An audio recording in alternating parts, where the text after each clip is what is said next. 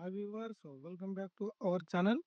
రైతులకు good news అయితే రావడం జరిగింది. అదేంటో తెలుసుకునే ప్రయత్నం చేద్దాం. ఇక కేంద్ర ప్రభుత్వం అందిస్తున్న వివిధ రకాల సంక్షేమ పథకాలలో దేశంలోని మెజార్టీ ప్రజలైతే లబ్ధి పొందుతున్నారు. ప్రతి ఏటా కోట్లాది మంది ప్రజలైతే సంక్షేమ పథకాలతో ప్రయోజనాలు అందుకుంటున్నారు. కొన్ని పథకాల్లో సబ్సిడీ లభిస్తుంటే మరికొన్ని పథకాల్లో నేరుగా నగదు జమ అవుతుంది.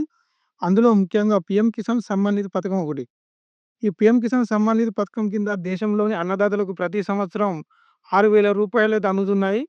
ప్రతి 4 నెలలకు ఒకసారి రూ. 2,000 చొప్పున ఏడాదిలో రూ. 6,000 అయితే కేంద్ర ప్రభుత్వం నేరుగా రైతుల ఖాతాలో అయితే జమ చేస్తుంది. ఇప్పటివరకైతే రైతులకు 18వ విడత వరకైతే డబ్బులు అందాయి. ఇప్పుడు రైతులకు 19వ విడత వాయిదా అయితే అందాల్సి ఉంది. మరికొద్ది రోజుల్లో ఈ డబ్బులైతే అందనున్నాయి. ఇప్పటివరకు రైతులకు 18 వాయిదాలైతే అందాయి. చివరిసారిగా 18వ వాయిదా అక్టోబర్ నెలలో అయితే పడింది.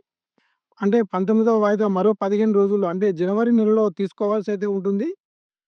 పీఎం కిసాన్ 19వ వాయిదా తీసుకోవడానికైతే రైతులైతే తప్పనిసరిగా ఈ కింది ప్రక్రియ అయితే పూర్తి చేయాల్సి ఉంటుంది. పీఎం కిసాన్ సమ్మాన్ నిధి పథకం లబ్ధిదారులు ముందుగా అయితే భూమి వెరిఫికేషన్ ప్రక్రియ అయితే పూర్తి చేసుకోవాలి. ఆ తర్వాత రెండవది ఏంటంటే ఈకేవైసీ ప్రక్రియను కూడా పూర్తి చేసుకోవాలి. దీనికోసం సమీపంలోని సీఎస్‌సి సెంటర్‌లోకి అయితే వెళ్లి కేవైసీ ప్రక్రియను అయితే పూర్తి చేసుకోవచ్చు. సీఎస్‌సి సెంటర్ అంటే ఆన్‌లైన్ సెంటర్‌లో అయితే చేసుకోవచ్చు. ఇక నాలుగో విషయం వచ్చేసి ఆధార్ కార్డ్‌ను అనుసంధానం చేసుకోవడం. అంటే బ్యాంకు అకౌంట్‌కైతే ఆధార్ కార్డ్ వివరాలు సరిగ్గా ఉన్నాయో లేదో అయితే చెక్ చేసుకోవాల్సి ఉంటుంది. ఈ అన్నింటిలో ఏది జరగకపోయినా 19వ వాయిదాకు సంబంధించినటువంటి డబ్బులైతే రైతుల ఖాతాలో అయితే పడవు. అందుకే రైతులైతే వెంటనే ఈ ప్రక్రియనైతే పూర్తి చేయాలి.